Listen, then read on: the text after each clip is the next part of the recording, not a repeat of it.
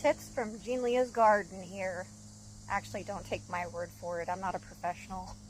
This is my first time actually getting a garden of this size to grow and not like kill anything. But I made a video maybe a week or two ago about using milk or water jugs to cover up the growing watermelons.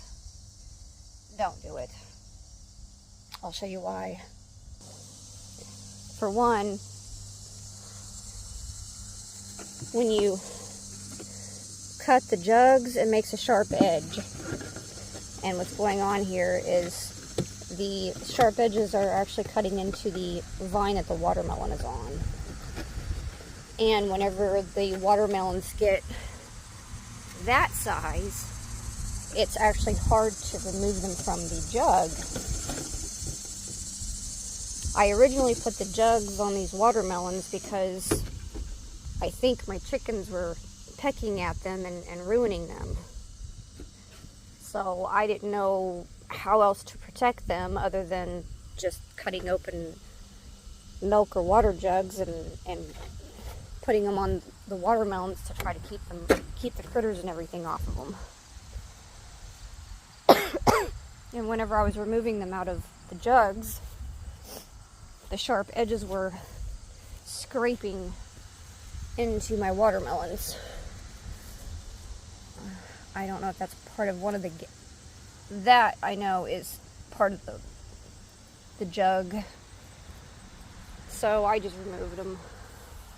They'll either grow or they won't. Another thing I am finding out about cucumber plants is you actually can over prune them.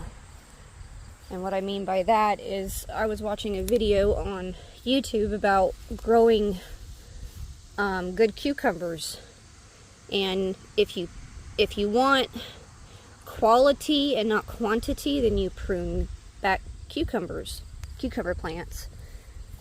I'm actually really surprised that one's even growing one. This cucumber plant and that cucumber plant haven't produced one cucumber for me this year because I actually over pruned them. I barely pruned... Ooh, there's a pretty butterfly over there.